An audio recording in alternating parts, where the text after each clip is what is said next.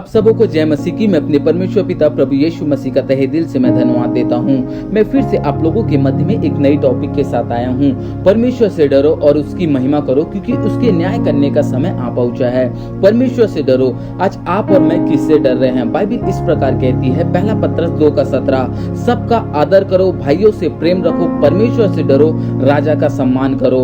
सबका आदर करना है, ना कि हमें डरना है, ना अपने पत्नी से, ना अपने पति से, ना माँ बाप, अपने बच्चों से, ना अपने पड़ोसियों से। हमें उनका आदर करना है, ना कि उनसे डरना है। अपने भाइयों से प्रेम करना है, ना कि उनसे डरना है। अपने अधिकारियों से, हमारे से ऊंचे पद वालों से हमें उनका सम्मान देना है, ना कि उनसे डरना है। हमें डरना है तो राजाओं के राजा प्रभु यीशु मसीह परमेश्वर पिता से ही हमें डरना है। हम आगे देखते हैं, उसकी महिमा करो। पहला कुरिन्थियों 6:20 इस प्रकार कहता है, क्योंकि दाम देकर मोल लिए गए हो, इसलिए अपनी देह के द्वारा परमेश्वर की महिमा करो।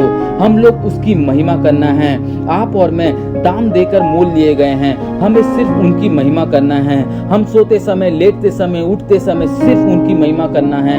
हमारे जीवनों से सिर्फ उनकी महिमा होना है। पहला कुरिन्थियों 10:31 इस प्रकार कहता है, इसलिए तुम चाहे खाओ, चाहे पियो, चाहे जो कुछ करो, सब कुछ परमेश्वर की महिमा के लिए करो। चाहे जो कुछ करो उसकी महिमा के लिए करो। आज आप और मैं किसकी महिमा कर रहे हैं? हमारे जीवनों से किसकी महिमा हो रही है? क्या हमारे बोलचाल से, क्या हमारे खान पीन से, क्या हमारे पहनावे से, क्या हमारे हर एक चीजों से परमेश्वर पिता की महिमा हो रही है क्या? प्रियो, हम आगे देखते हैं, क्योंकि उसके न्याय करने का समय आ पहुंचा है। हम सब देख सकते हैं कि परमेश्वर पिता के न्याय सिंहासन के सामने हम सबको खड़ा होना पड़ेगा। न्याय के सिंहासन से कोई बच नहीं सकता। वो कैसा भी हो, वो कितना भी बड़ा हो, वो कितना भी छोटा हो, हर किसी को न्याय सिंहासन के सामने खड़ा होना पड़ेगा। हम सब चीजों को, हर एक चीजों का बदला देना पड़ेगा।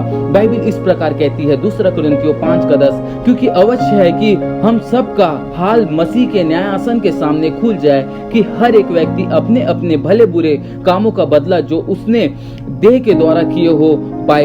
हम जो अपने देह के द्वारा जो भी काम किए हों, चाहे वो भले हो चाहे बुरे हो, हर एक कामों का बदला हमें उस न्याय सिंहासन के सामने देना पड़ेगा। इसलिए प्रियो, हम बच नहीं सकते। हम उस परमेश्वर पिता के न्याय सिंहासन से बच नहीं सकते।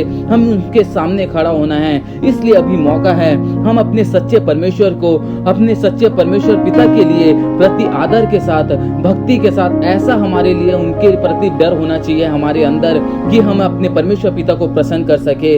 हमें बस परमेश्वर से डरना है, ना कि अपने सोच विचार से डरना है कि मेरे को क्या होगा, कि मेरे बच्चे को क्या होगा, मेरे पति को क्या होगा, मेरे परिवार को क्या होगा, मेरा आने वाला दिन क्या होगा करके वगैरह वगैरह। हमें किसी से नहीं डरना है प्रियो, हमें अपने परमेश्वर पिता से ही डरना है। हमें परमेश्वर पिता से ही हमारा भय होना चाहिए। अगर हमें परमेश्वर पिता का भय होगा तो प्रभु यीशु मसीह, हमारे परमेश्वर पिता, हमारे परिवार को संभालेंगे, हमारे बच्चे को संभालेंगे, हमारे सोच विचार को, हमें सब चीजों में हमें संभालेंगे और हमें ले चलेंगे, हमें बुराइयों से दूर रखेंगे। जब हम अपने प्रभु यीशु मसीह परमेश्वर पिता का अगर हम डर मानेंगे, तो हमें अपने हाथों में उठा के हमें ले चलेंगे, हमें उनके समान बनाएंगे प्रियो। हमें सिर्फ उनका भय मानना है।